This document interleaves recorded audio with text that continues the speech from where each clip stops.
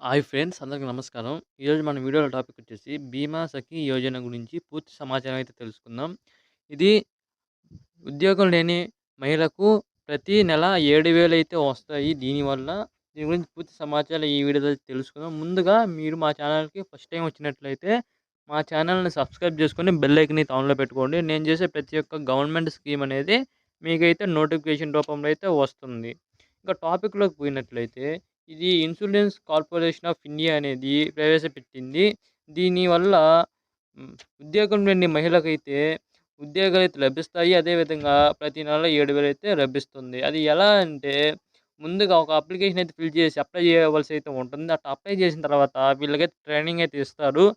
ఏ ఏ training అంటే LIC ఏజెన్సీగా అయితే పనిచేయవలసి అయితే ఉంటుంది. ఎల్ఐసి ఏజెన్సీకి ట్రైనింగ్ అయితే ఇస్తారు.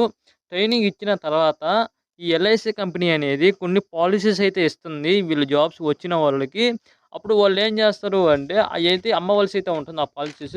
అమ్మిన వాళ్ళకి కమిషన్ అయితే వస్తుంది. ఒకవేళ మీరు అమ్మకపోయినా కూడా 7,000 ప్రతి నెల అయితే అకౌంట్‌లోకి అయితే పడతాయి. అమ్మినా కూడా 7,000 అకౌంట్‌లోకి పడతాయి. ఎక్స్‌ట్రాగా కమిషన్ అయితే వస్తుంది. ఇదనేది ఈ ఎక్స్‌ట్రాగా 7,000 పడతాయి గదా! ఈ 7,000ని మనం ఏమంటాము అంటే ప్రతి నెల 7,000 పడుతుంటాయి గదా! 7,000 మనం ఏమంటాము అంటే స్టిఫన్ అనైతే అంటాము. ఈ స్టిఫన్ అనేది మొదటి సంవత్సరం 7,000 అయితే పడుతుంది ప్రతి నెల. అదేవిధంగా రెండవ సంవత్సరం వచ్చేసి ఏ ఏ 6,000 అయితే పడుతుంది. ఇంకా మూడవ సంవత్సరం వచ్చేసి 5,000 అయితే పడుతుంది ప్రతి నెల.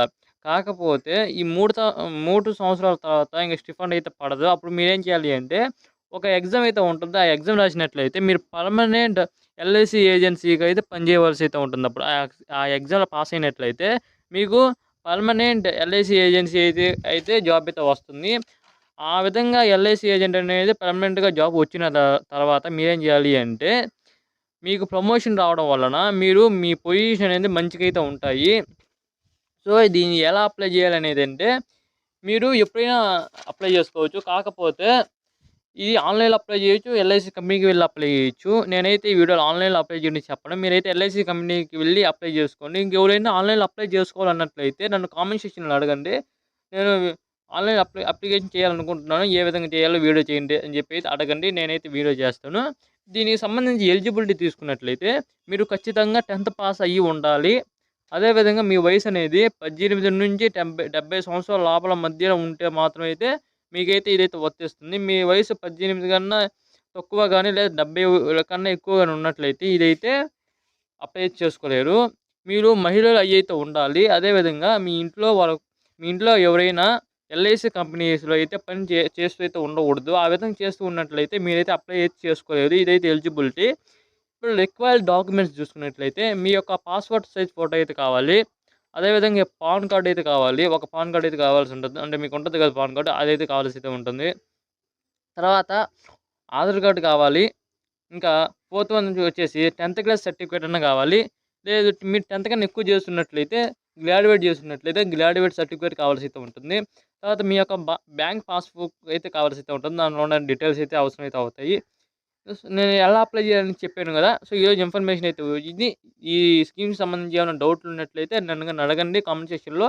నేను ఖచ్చితంగా అయితే రిప్లై ఇస్తాను. కొంతమంది రిప్లై ఇవ్వడని చెప్పి అడగడం లేదు. కానీ మీరు అడిగినట్లయితే నేను ఖచ్చితంగా అయితే రిప్లై ఇస్తాను. ఈరోజు ఈ వీడియోలో ఇది తొందరగా 1000 సబ్స్క్రైబర్స్ అయితే కంప్లీట్ చేయండి. ఈ విధంగా కంప్లీట్ చేసినట్లయితే నేను ఇంకా మంచి మంచి ఇన్ఫర్మేషన్ అయితే తెస్తూ ఉంటాను. సో, ఈ వీడియో కింద బ్లాక్ కలర్‌లో సబ్స్క్రైబ్ బటన్ కనపడుద్ది.